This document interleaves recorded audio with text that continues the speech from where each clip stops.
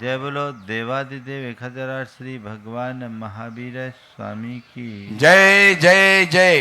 अहिंसा परमो धर्म की जय जय जय। परम पूज्य आचार्य गुरुवर श्री विद्यासागर जी महाराज की जय जय जय। परम पूज्य महामना मुनिराज प्रमासागर जी महाराज की, परम पूज्य संधान सागर जी महाराज की, मनोज्ञ मुनि संघ की।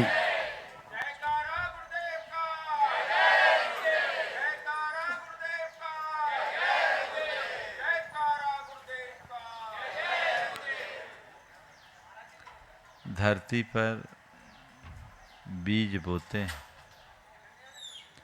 वह अंकुरित होता है, पल्लवित पुष्पित होकर विशाल वृक्ष का रूप धारण करता है।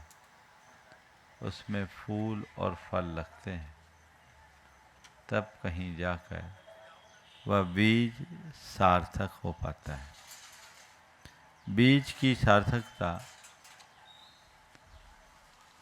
वृक्ष के रूप में विकसित होकर फलवान बनने में है। वही बीज यदि किसी चट्टान पर पड़ जाए तो हवा पानी में सड़ गलकर नष्ट हो जाता है। बीज मिट्टी में सिमट कर भी मिटता है और पत्थर में पड़कर भी मिटता है।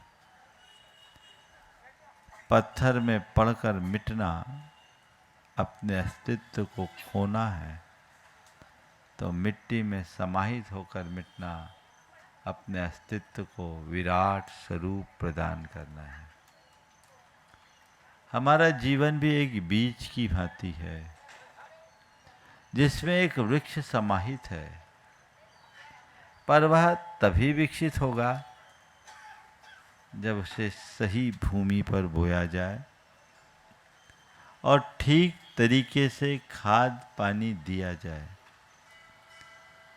जीवन की संभावनाओं को पहचानना और उसे अभिव्यक्ति देने का प्रयत्न करना, यही हमारे जीवन का मूलभूत लक्ष्य होना चाहिए।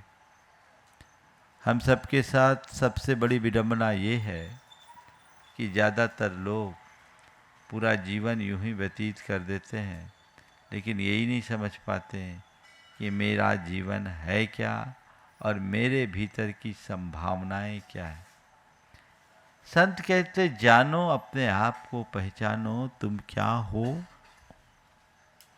और क्या हो सकते हो, तुम्हें क्या होना चाहिए और तुम किस दिशा में जा रहे हो, इसे समझने की जरूरत है। अगर कोई वटवृक्ष की योग्यता रखने वाला बीज है और उसे हम यूं ही विनष्ट कर दे, तो वह उस बीज के साथ अन्याय है। अन्याय है कि नहीं है? बोलो, है ना? संत कहते हैं तुम्हारे भीतर सिद्ध परमात्मा होने की योग्यता है और तुम उसे पहचान न पाओ, उसे यूं ही व्यर्थ कर दो, तो यह एक प्रकार का अपराध है कि नहीं? बोलो, बहुत बड़ी भूल है। जानो पहचानो अपने आप को कि तुम क्या हो। तुम्हारा जो स्वरूप है उसे पहचानने की कोशिश करो। 4 शब्द हैं: अर्थ, व्यर्थ, अनर्थ और परमार्थ। क्या है? अर्थ, व्यर्थ, अनर्थ और परमार्थ। चारों शब्द जाने पहचाने हैं, है ना? लेकिन इसे थोड़ा मेरे हिसाब से समझ ले, फिर आज आगे बात करूंगा। गाय से दूध दूहना, ये अर्थ है ना? एक प्रयोजन के साथ हमने दूहा, दोहन की क्रिया की। दूध दूहना अर्थ है, और दूध को यूं ही छोड़ देना क्या हो गया, है ना। दूध की उपलब्धि अर्थ है, और दूध का उपयोग न करना, उसे यूं ही छोड़ देना क्या है, व्यर्थ है। और दूध को ढोल देना क्या है, बोलो तो थोड़ा जोर से। और दूध को जमा कर, दही बनाकर, मंथन कर, नवनीत बनाकर घी बनाना, समझ गए क्या है। बस अर्थ से परमार्थ की यात्रा, यही हमारे जीवन का लक्ष्य होना चाहिए। अब थोड़ा देखें हम कहाँ हैं। अर्थ तो है हमारे पास, ये जीवन मिला है, इसके अर्थ को पहचानो, इसके सार को जानो, इसमें छिपी हुई संभावनाओं को पहचानने की कोशिश करो। संत कहते हैं तुम सिद्ध परमात्मा हो। कितनी बड़ी बात है। एक बार एक व्यक्ति ने कहा महाराज मैं बड़ा भाग्यवान हूं। हमने कहा अरे भाई तू अपने आप को भाग्यवान ही क्यों मानता है, मैं तो देख रहा हूं तू भगवान है। क्या है, क्या है। अब आप लोग क्या बनना चाहते हो, महाराज आशीर्वाद दो मेरा भाग्य साथ दे। अरे भगवान बन के क्या है, भगवान बनो ना। दुनिया में बहुत से ऐसे भी भाग्यवान हुए जो बाद में भगवान बन गए। क्या बन गए, भगवान बन गए। संत कहते हैं भाग्य के पीछे मत देखो, अपने भीतर की भगवत्ता को पहचानो, भाग्य से ऊपर उठ जाओगे। तुम्हारे भीतर का जो तत्व है उसे जानो, उसे समझो। तुम्हारे अंदर जो अनंत संभावना उसे पहचानो। बीज उन्नत है, इसे बटका वृक्ष बनना है, समझ गए। अब इस बीज के लिए क्या करना है, बीज को बट वृक्ष बनाना है तो करना क्या है, बोना है। कि क्या करना है, बोना है। कहां पर बोना है, पत्थर पे, उपजाऊ मिट्टी में। मिट्टी को तैयार करो वो, और समय समय पर खाद पानी देते रहो। ये बपन की क्रिया है, समझ गए। बोना है। धर्म ध्यान की भूमि में बो। आप लोग एक 12 भावना में कुछ पंक्तियां बोलते हो। काना पौड़ा पड़ा हाथ यह चूसे तो रोए, फले अनंत जो धर्म ध्यान की भूमि विषय बोवे। पौड़ा बोलते हैं गन्ना को। किसको बोलते हैं, गन्ने को। तो गन्ना का जो पोर होता है उसमें उसका बीज होता है, पोर से गन्ना उगता है। कुछ गन्ना ऐसा होता है जिसको काना पौड़ा कहते हैं, जिसमें रस नहीं होता, छूछना होता है। अब उसको चूसोगे तो मसूड़े और छिल जाते हैं। अब किसी के हिस्से में गन्ना का वो वाला हिस्सा मिला जो काना था, ऊपर वाला जो हिस्सा होता है ना, उसमें गन्ने की विशेषता उत्तरोत्तर ऊपर रस कम होते जाता है। वो हिस्सा मिल गया, अब चूस रहे हैं तो मसूड़ा छिल रहा है, कुछ सार तो मिल नहीं रहा है। लेकिन उसी को यदि धरती पर बो दिया जाए तो एक गन्ने से अनेक गन्ना उत्पन्न हो सकता है। तो क्या क्या कहा जा रहा है, ये जो मनुष्य जीवन है ये काने पौड़े की तरह है। चूसे तो रोए, इसका उपभोग करोगे तो दुख पाओगे, और उपयोग करोगे तर जाओगे। उपभोग नहीं, उपयोग करो। फले अनंत जो धर्म ध्यान की भूमि विषे बोवे।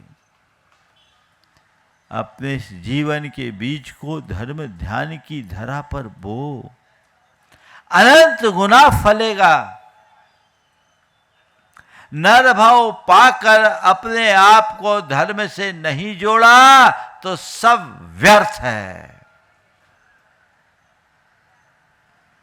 धर्म से जोड़ने में ही इसका कोई अर्थ है। समझ में आ रही है बात? जीवन का कितना समय बीत गया और तेजी से बीतता जा रहा है, और एक दिन कहानी खत्म हो जाएगी, है ना? कोई ठिकाना है?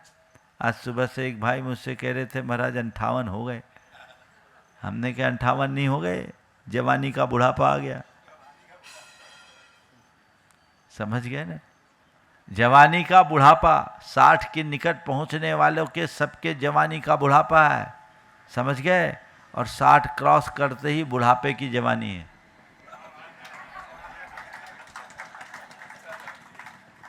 समझ में? 60 के निकट पहुंच गए तो जवानी का बुढ़ापा गाड़ी ढलान पर, और 60 पार करते ही समझ लो बुढ़ापे की जवानी है। और ये जवानी बहुत जल्दी लद जानी है, तुरंत बुढ़ापा आ जाना है। और जिस दिन बुढ़ापा अपने बुढ़ापे पे आ जाएगा सब खो जाएगा। चांस मिला है, चूको मत, उपयोग करो।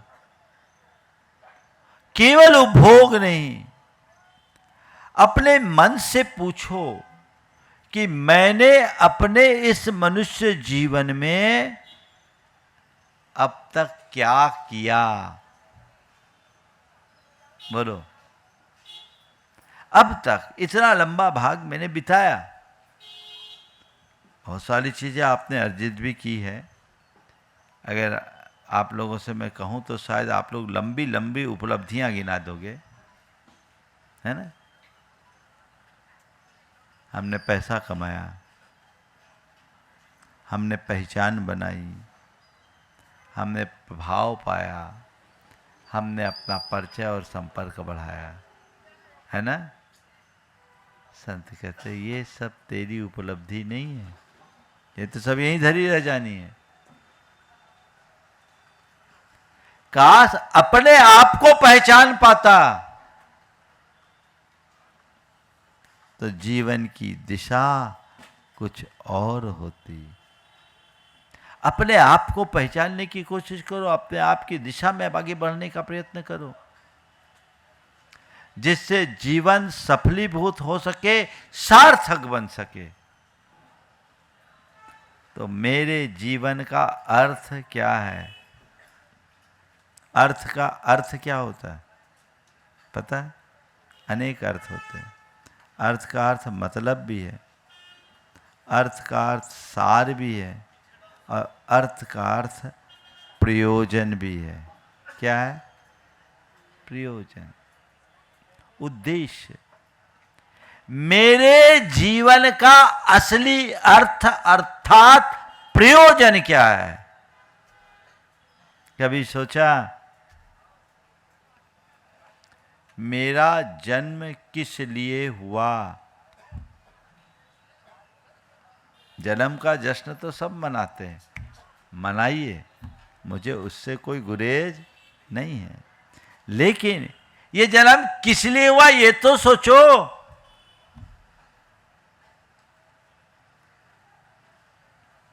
एक कवि ने बहुत अच्छी बात लिखी, नोधत्थम किल मानुषम वरमिदम चित्ताभिरामास्त्रिये, नोधत्थम किल मानुषम वरमिदम पुत्राय मित्राय वा, नोधत्तम किल मानसम वरविदम लाभाय लक्ष्मेस्तथा, किंतु आत्मोद्धारणाय जन्म जलधेर धत्तम वरम मानुषम। ये मनुष्य जन्म किस लिए मिला? रमणियों में रमने के लिए? बोला नहीं। ये मनुष्य जन्म किस लिए मिला? पुत्रों और मित्रों में रमने के लिए? बोले नहीं। ये मनुष्य जन्म किस लिए मिला? पैसा कमाने के लिए? बोले नहीं। ये मनुष्य जन्म मिला है किसके लिए? अपनी आत्मा का उद्धार करने के लिए, संसार सागर से पार उतरने के लिए। किंतु आत्मोद्धारणाय जन्म जलधे धत्तम इदम मानुषम। कभी लगता है, बोलो, आत्मा के उद्धार के लिए मनुष्य जीवन मिला है। इस जीवन का अर्थ ही यही है। जब इसे समझ लोगे ना तो परमार्थ से लग जाओगे, और नहीं समझोगे तो या तो व्यर्थ होगे या अनर्थ करोगे। नरभव पाकर केवल धन पैसे का संग्रह करना, उनका सदुपयोग ना कर पाना, जैसे तैसे गोरख धंधा करके अपने जीवन को गुजार देना, जीवन को व्यर्थ करना है।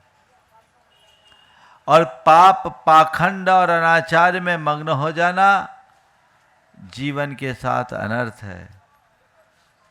लेकिन जीवन के सार को पहचान कर आत्म कल्याण के मार्ग में लगना असल परमार्थ है। क्या कर रहे हैं? एक पिता के 3 बेटे थे। तीनों के मध्य उत्तराधिकारी के चयन का सवाल था, किसे उत्तराधिकारी बनाए। पिता ने तीनों को बुलाया और तीनों को 5-5 हजार रुपये दिए और कहा, देखो ये सामने 3 बड़े बड़े कक्ष हैं, इन कक्षों को तुम्हें इन 5,000 रुपयों से भरना है। जो सबसे अच्छे तरीके से कक्ष को भरेगा उसे मैं अपना उत्तराधिकारी बना दूंगा। पहले ने सोचा, इतनी महंगाई के ज़माने में इतना बड़ा कक्ष नहीं, वो हॉल था, 5,000 में क्या भरेगा। उसने सोचा चलो भाग्य जमा लो, 5,000 सट्टे में लगा दिया। सुना 1 के 80 मिलते हैं। ऐसा हमने सुना, भैया कभी लगाया नहीं तुम कहो महाराज कहाँ, इतने ही मिलते हैं ना। अब सिस्टम बदल गया हो तो नहीं मालूम। हाँ, अब ये बोल रहे महाराज बोलेगा तो लोग कुछ और समझ लेंगे। उसने लगा दिया दांव पर, दांव चूक गया, हार गया। दूसरे से पूछा, दूसरे ने क्या किया, दिमाग लगाया, 5,000 में क्या होगा। तो वो गया सीधे नगर निगम के अधिकारी से मिलने। कहाँ है सुबोध? हाँ है ना। वो मिलने गया, बोला भैया आप लोग अपने शहर का कचरा कहाँ फेंकते? बोले वो बहुत दूर जाकर डंप करते हैं। बोले एक मेरी गुजारिश है, ये हमारा ये हॉल है ना, इसको कचरे से भरना है, हम आपको 5,000 देते हैं, आप इधर उधर मत भरना, इसको भर देना, पर पूरा सील पैक चाहिए। ठीक है भैया, हो जाए। तीसरा कुछ नहीं किया। पिता ने अगर 5,000 रुपये में कक्ष को भरने के लिए कहा है तो जरूर इसके पीछे कोई राज होगा। उधेड़ बुन में लग गए। 1 सप्ताह का समय था। 6 दिन बीत गए। 6वें दिन शाम को जब वो भगवान के मंदिर गया तो वहाँ अंधेरा था। उसकी माँ आई, भगवान के मंदिर में दीप जलाया और उसे प्रकाश मिल गया। आरती किया, लौट के आया। 7वें दिन पिता ने तीनों बेटों को बुला करके पूछा, बेटे तुम लोगों ने अपना काम कर लिया? पहला मुंह लटकाए खड़ा था। बोले पिताजी क्या करूं, भाग्य ने साथ नहीं दिया, भाग्य ने साथ नहीं दिया। बोले क्या हुआ? बोला 5,000 में मकान कैसे भरेगा? इतना बड़ा मकान। मैंने सोचा चलो सट्टा लगा लो, कुछ कमा लेंगे तो हो जाएगा, पर जो गांठ का था वो भी चला गया, कमाई तो एक तरफ। पिता ने कहा बेटा तूने अनर्थ कर दिया, तुझे ऐसा नहीं करना था। दूसरे से पूछा, बोले पिताजी, बोले चलिए हमने अपना काम कर लिया, महल ठसाठस भरा है। गया पिता। अब दूर से ही पिता को नाक में रुमाल लगानी पड़ी, इतनी बदबू सड़ात। और जैसे दरवाजा खोला, कचरा ठूस ठूस के भरा था, एकदम भर भरा कर गिरा। पिता को अपने कपड़े बचाने पड़े, दूर भागना पड़ा, फिर भी कपड़े गंदे हो गए। बोले ये क्या किया? बोले पिताजी 5,000 में और कैसे भरेगा? 5,000 में और किससे भरा जा सकता है? पिता ने कहा बेटा तूने 5,000 व्यर्थ कर दिए, मैंने इसके लिए थोड़ी दिए थे तुम्हें 5,000, काश तो इसके अर्थ को पहचाना होता। अब तीसरे और आखिरी बेटे से पूछने की बारी थी। तीसरे से पूछा बेटा तूने अपना कक्ष भर दिया? बोले हाँ पिताजी, आप चलिए, जब आप पहुंचोगे कक्ष भरा मिलेगा। गया, कक्ष में पहुंचा, कक्ष पूरा खाली था, कुछ भी नहीं था, बस कक्ष के एक कोने में एक टेबल थी, वहाँ भगवान की तस्वीर थी, एक दीप था, अगरबत्ती का पूड़ा था और एक माचिस थी। पिता ने कहा बेटा तेरा तो कक्ष पूरा खाली है। बोले पिताजी 1 मिनट का समय दीजिए, अभी कक्ष भर जाएगा। उसने दीप जलाया, कक्ष में प्रकाश भर गया। उसने अगरबत्ती जलाई, कक्ष सुवास से भर गया। दीप जलाया, प्रकाश भर गया, अगरबत्ती जलाई, सुवास भर गया। कहा पिताजी आपने तो 5,000 दिए थे, मैंने 50 रुपए में पूरा कक्ष भर दिया। प्रकाश और सुवास से पूरे कक्ष को भर दिया। पिता ने उसे गले लगा लिया और उसे अपना उत्तराधिकारी बना लिया। कहानी आप लोगों को रोचक लगी कि नहीं लगी? थोड़ा जोर से बजा दो, है ना? अच्छी लगी, पर ये कहानी हमारी तुम्हारी सबकी कहानी है। इस जीवन के कक्ष को किससे भर रहे हो? विषयों के दांव पे लगा रहे हो, या गोरख धंधा रोजी रोटी में लगकर कचरा भर रहे हो, या अपने जीवन में गुणात्मक परिवर्तन लाकर सद्गुणों का प्रकाश भर रहे हो, अच्छाइयों की सुवास भर रहे हो? क्या कर रहे हो? हमें तय करना है, ये हमें तय करना है। अपने बारे में हमें खुद निश्चय करना है। जब ऐसी दृष्टि और सोच मन में विकसित होती है, चीजें अपने आप बदलना शुरू हो जाती है। एक बड़ा परिवर्तन। अर्थ को पहचानोगे तो जीवन कभी व्यर्थ नहीं खोओगे। हमारे साथ मुश्किल यही है कि हम अर्थ को नहीं पहचानते।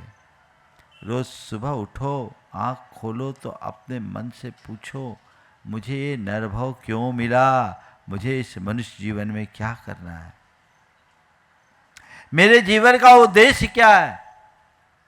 मेरे जीवन का मूलभूत लक्ष्य क्या है? इसे बार बार दोहराओ और गहराई से पहचानो। अपने अंदर उत्तर आएगा, फिर उस रास्ते पर चलने का उत्साह जगेगा। जिस मनुष्य का जीवन निरुद्देश्य होता है, वह अपने जीवन में कुछ नहीं कर पाता। इसलिए आप सबसे मैं ये कहना चाहता हूं, अर्थ को पहचानिए। केवल इस अर्थ के पीछे मत भागिए, है ना।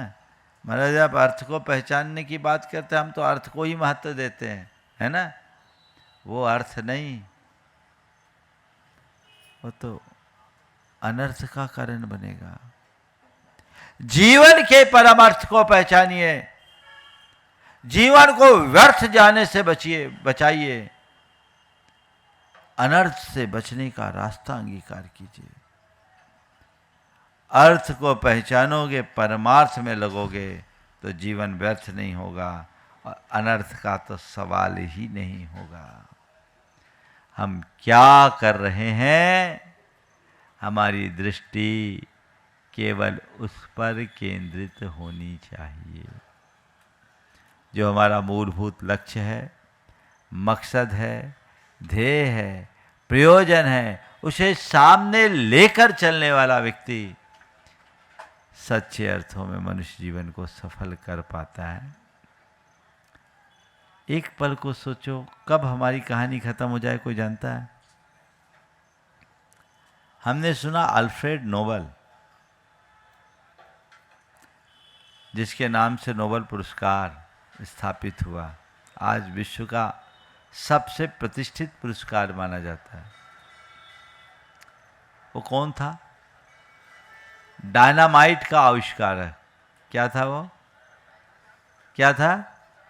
डायनामाइट का, विस्फोटक का आविष्कारक। उसके मन में एक बार सवाल आया कि मेरे मरने के बाद लोग मेरी क्या पहचान बनाएंगे, मेरी पहचान किस रूप में होगी। तो उसने क्या किया पता है?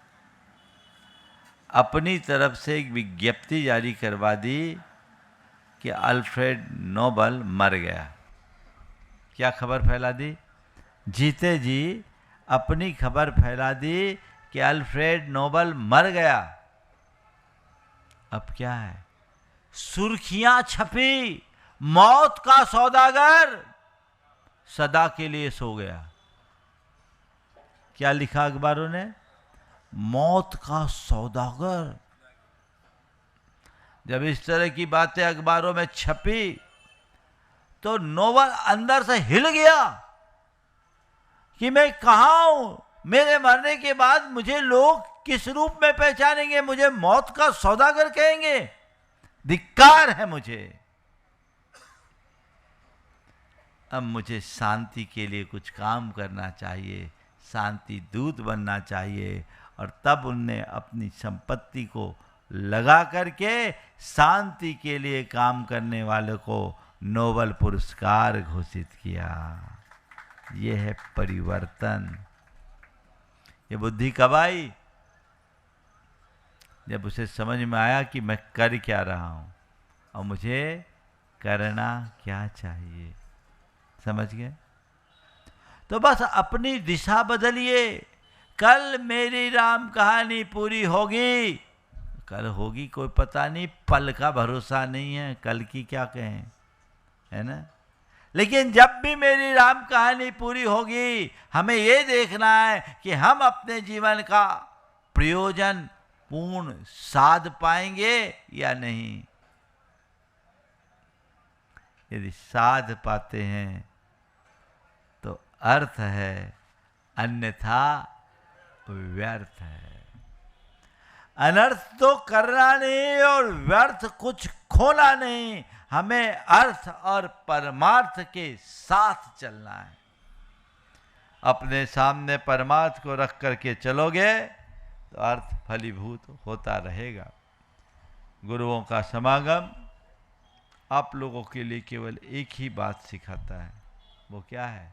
जीवन के अर्थ को पहचानो, उपलब्धियों तक चलो, उस दिशा में जानो। उनसे हमें प्रेरणा मिलती, मार्गदर्शन मिलता है और यही प्रेरणा और मार्गदर्शन हमारे जीवन की दिशा को परिवर्तित करता है, मोड़ता है। हम उस दिशा में चलने का प्रयास करें। आज 1100 क्वार्टर वालों का ये सौभाग्य फिर से जग गया। इस अर्थ में आप लोग हो तो भाग्यशाली हो ना। क्यों सुरेश जी?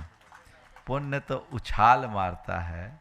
और जब जब हम भोपाल आए, आप लोगों को पूरा लाभ मिला है, और लाभ मिला नहीं, आपने लाभ लिया भी है। ये योग भी अनायास बन गया, और एक अच्छा सुयोग। परम पूज्य गुरुदेव का दीक्षा दिवस आगामी कितने तारीख को? 30 जून सोमवार का दिन है, और हमें वह दिन 30 जून की सुबह आचार्य विद्यासागर के नाम समर्पित करनी। ये योग या अगर 1100 क्वार्टर वालों को मिला है, और बिल्कुल यहाँ तो कोई भी हो तो ये कमज़ोर नहीं रहते, बढ़ चढ़ कर के काम करते हैं। मनोज मेरे पास आया निवेदन लेके, हमने कहा भैया बरसात का समय है, कार्यक्रम कर लोगे? बोले महाराज आप तो कहो, हम पूरा चौमासा करा लेंगे। बोले दम तो रखते हो। बोले डोम तैयार हो रहा है। हमने कहा डोम की ज़रूरत नहीं भैया, दम की ज़रूरत है। बोले महाराज हमारे पास दम भी कम नहीं है और दाम भी कम नहीं है, आप तो केवल आशीर्वाद दो और हम सब में आगे रहने की कोशिश करेंगे। ऐसी ही भावना होनी चाहिए। जब कभी कोई अच्छा अवसर मिले तो उसका लाभ उठाना चाहिए। ये योग मिला है। अभी 30 तारीख के इस कार्यक्रम को आप सबको भव्याति भव्य तरीके से संपन्न करना, पूरे भोपाल शहर में इसकी जानकारी लोगों तक पहुंचाना और इसे आगे बढ़ाने का प्रयत्न करने की कोशिश करनी है, जिससे हम गुरु चरणों में अपनी श्रद्धा भक्ति अर्पित कर सकें और उनके आदर्शों को आत्मसात करके अपने जीवन में कुछ अच्छा घटित कर सके। ये भावना आप सबको भानी है। चातुर्मास का समय आ गया है और चातुर्मास घोषित तो हो ही गया है। अब भोपाल में हुआ है तो भोपाल वालों में हलचल है कि कहाँ होगा, कहाँ होगा, कहाँ होगा। सब अपने अपने जुगाड़ लगाए हैं, हम देख रहे हैं। प्रवचन के पूर्व मुझसे कह रहे थे महाराज श्रीफल चढ़ाना है, हम लोग तैयारी से आए हैं। भैया चढ़ाओ, श्रीफल चढ़ाने का मौका मिल जाएगा, हमें क्या है, तुम तो रोज़ चढ़ाओ। श्रावक का काम है चौक पूर के पड़गहन करने को खड़े होना। सुन लो, पूरे भोपाल वालों के लिए बोल रहा, अभी उठो मत, अभी उठो मत नरेंद्र को। पूरे भोपाल वालों को इतना तो मौका हो गया कि चतुर्मास भोपाल में होगा।